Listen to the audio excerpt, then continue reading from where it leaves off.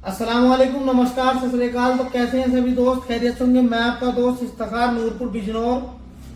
तो आज मुझे सबसे ज्यादा दुख इस बात का है कि आज ना तो हम लोग शासन का हिस्सा हैं, ना हम लोग प्रशासन का हिस्सा हैं, और बड़ी जो नौकरियां हैं वो भी हमारे पास नहीं है, बड़ा कारोबार भी हमारे पास नहीं है।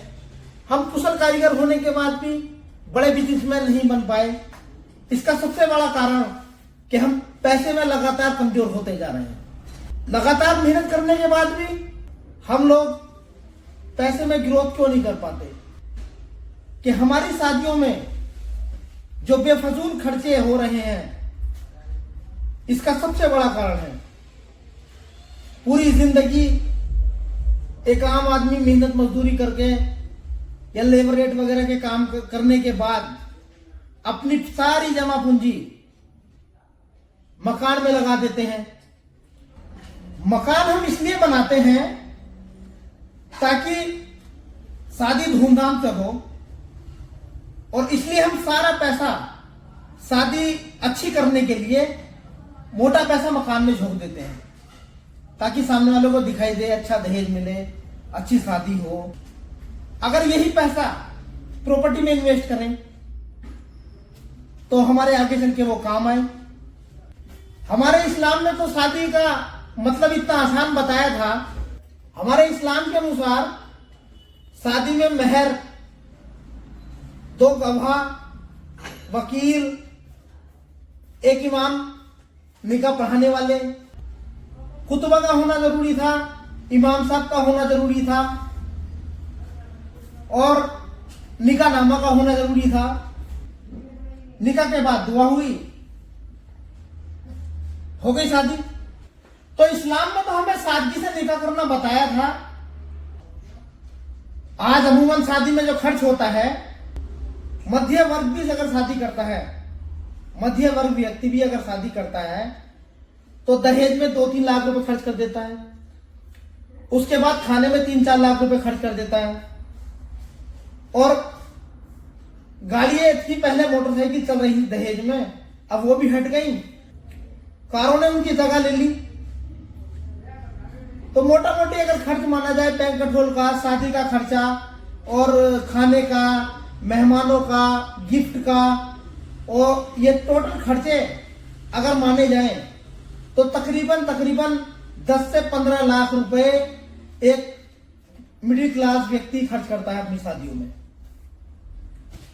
और जो अमीर लोग हैं उनके तो क्या कहने, कि वो तो 1 करोड़ 2 करोड़, उनकी तो कोई गिनती नहीं, वो कितने खर्च कर रहे हैं।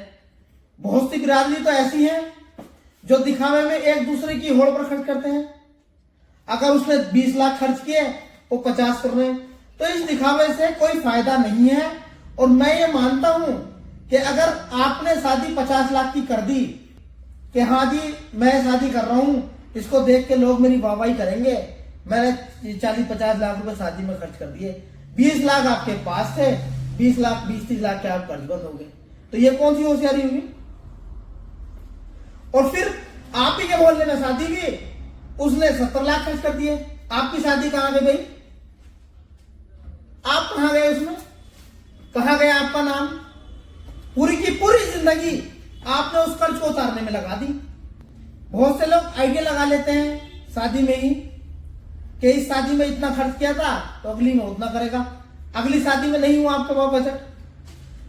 सपोज करो आपने इस शादी में 15 लाख रुपए खर्च कर दिए और अगली शादी में आपका 15 लाख नहीं हुए, तो क्या होगा भाई? आपकी मजबूरी बन जाएगी वो शादी करनी, 15 लाख उसमें खर्च करना।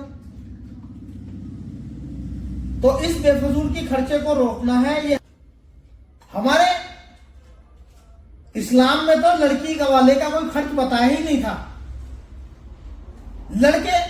लड़के वाले पे था।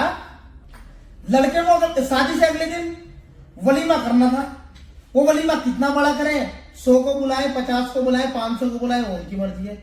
उसके बाद ना हमारे पास शिक्षा के लिए पैसा बचता है, ना हमारे पास कारोबार करने के लिए पैसा बचता है, और हम पूरा अमूमन पैसा शादियों में लगा देते हैं।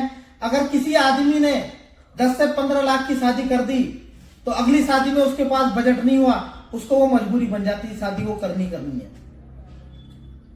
तो कहने का मतलब मेरा ये है कि ये शादी में बेफजूल की खर्च रुकने चाहिए। देखिए, जो मैं कह रहा हूं, मैं भी उसी में शामिल हूं, मगर हमने कोई काम भी किया तो बजट के अनुसार किया। जितना हमारा बजट, हमने उसी के हिसाब से काम किया है।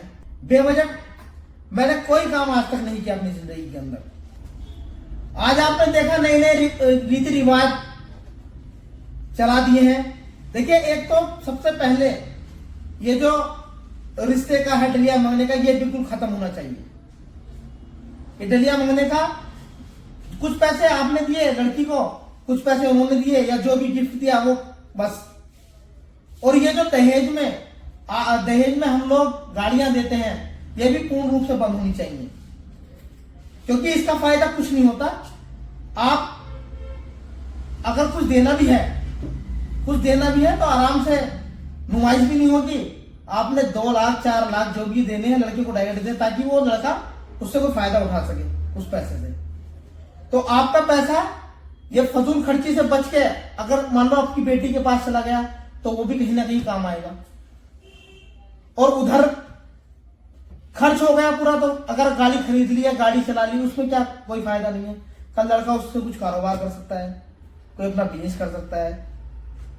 और रिश्ते देखते टाइम भी लोग ये कहते हैं कि दहेज की मांग है, ये है वो है। भाई, लड़की वालों की भी पूरी दहेज की मांग रहती है, लड़की वालों की भी दहेज की मांग रहती है, ऐसा नहीं है।